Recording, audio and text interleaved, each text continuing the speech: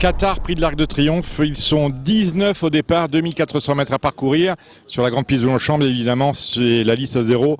C'est la plus belle course de galop de l'année en Europe, faut-il vous le rappeler, avec des concurrents âgés de 3 ans et plus. Course finalement, lorsque on décrypte la liste des partants, course assez compliquée. Parce que tout le monde va vous dire Unable va gagner. Alors Unable, on a un problème, elle s'est blessée au mois de mars de l'année dernière, ce qui lui a grévé la première partie de la saison. Et cette Unable vient de faire une rentrée sur le sable en Angleterre. Alors, elle battait certes un bon cheval, mais c'était quand même une petite course, un walkover, ils étaient peu au départ. Et sur le sable, elle a montré qu'elle n'avait rien perdu de sa superbe, mais elle a un an de plus. Et elle perd quand même le poids pour âge, parce que l'année dernière, alors qu'elle portait 55 kilos, cette fois-ci, elle se retrouve comme les autres à 58. Autrement dit, elle n'a plus, à mon avis, de marge pour s'imposer. Et on note que c'est quand même difficile, après une blessure, une course de rentrée, de venir gagner dans l'arc. Dans toute l'histoire de la course, l'histoire centenaire, il n'y a pas d'exemple. Pour vous dire, Unable a quand même une belle chance à défendre. Finalement, la bonne favorite, c'est sans doute le 19 Sea of Class. Pour plein de raisons. Tout d'abord parce qu'elle a connu à peu près le même parcours que celui qui fut celui de Unable l'an passé. Elle a notamment gagné à Yorkshire, ce qu'avait fait Unable l'année passée. Elle dépend d'une écurie en pleine forme. Imaginez-vous que la famille de Suy a eu 3 partants dans l'arc. Urban Sea, la grand-mère de Unable, qui a gagné en 93. Sea of Stars, qui a gagné au début de ce siècle. Et maintenant Sea of Class, donc jamais 203. Ce numéro 19, Sea of Class, devrait s'imposer. Et ensuite, si vous cherchez des champs réduits, il peut être intéressant de se tourner vers André Fabre. André Fabre, c'est le record man de victoire dans l'épreuve avec 7 succès. Et là, il présente 3 partants. Il n'est jamais arrivé à André Fabre, jusqu'à présent, de placer ces 3 partants dans le quintet. Et pourtant, force est de constater que cette année, il est particulièrement bien armé. Tout d'abord avec Valgeist, qui portera ici le numéro 5. Valgeist qui a gagné le prix Foix. Un gagnant de prix Foix, en principe, ne gagne jamais le prix de l'Arc de Triomphe dans la foulée.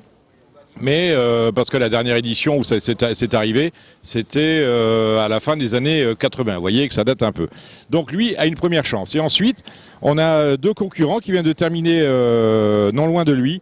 C'est le 6, Clove of Stars, qui n'est d'autre que le dauphin de Unable dans le prix de l'Arc de Triomphe 2017. Clove of Stars qui est tout à fait régulier, n'a rien perdu de sa superbe, peut-être un petit peu, mais ça devrait bien se passer.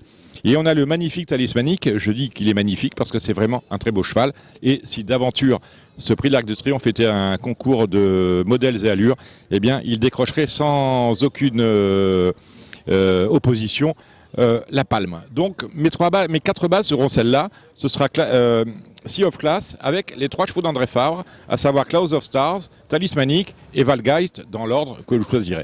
On va maintenant descendre les différents partants de cette épreuve avec l'As de Faux, profil atypique, un cheval qui a débuté l'année dernière au Pays de Galles, qui vient de terminer 2e du Grand Prix de Baden-Baden. C'était pas une grande édition, mais on note que dans ce Grand Prix de Baden-Baden, il a battu les 2 chevaux qui s'étaient classés 6e et 7e de l'arc cantilien de l'an passé. Autrement dit, un concurrent marrant, il va y avoir 50 contre 1, c'est un Allemand, vous savez que je les aime beaucoup. Et il peut, à mon avis, s'il se sort du piège du numéro à la corde, il s'élance en effet de la salle numéro 18, terminer à la 5e place à Bellecote. Le 2 Salouin aura une mission pratiquement impossible ici. Le numéro 3 Capri, on connaît. C'est un O'Brien. Il avait terminé non placé l'année dernière. Donc l'arc, il connaît, mais à 4 ans, ça va être compliqué. On laisse de côté Way to Paris, le numéro 4. Le numéro 8, Tiberian, une rayure. Autre rayure, le numéro 9, Clincher. Sans doute le plus mauvais japonais qu'on ait jamais vu venir disputer l'Arc de Triomphe. Le 11, 9 Boss, que défend les couleurs classiques de Gérard Augustin Normand. Mais cela ne m'inspire pas plus, d'autant que dans le prix Niel, il a montré quelles étaient ses limites et elle ne l'autorise pas, à mon sens, à prendre une part active à l'arrivée. Le numéro 12, Pataskoy, a tiré un bon numéro à la corde. Lui aussi est assez régulier et à mon avis, c'est peut-être un bel outsider. Il va y avoir 30 contre 1 sur ce concurrent qui est monté par Olivier Pellier. On doit y faire attention. Attention également au numéro 13, Kew Garden, qui s'est imposé dans le Grand Prix de Paris. Aucun cheval n'a gagné le Grand Prix de Paris et l'Arc de Triomphe depuis 2006, c'est l'année de Railink.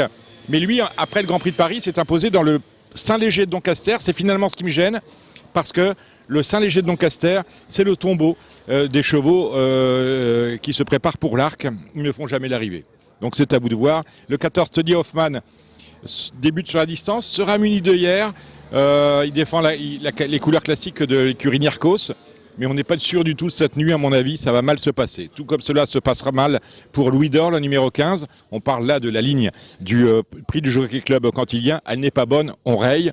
Comme on raye le 17 et le 18. En revanche, attention, on fait grand cas de la candidature du 16 Hunting Horn, peut-être le meilleur des O'Brien au départ. Et enfin, je vous en ai parlé, voilà, Sea of Class, c'est ma base. Quant à Unable, on l'a laissé de côté, c'est vous qui voyez.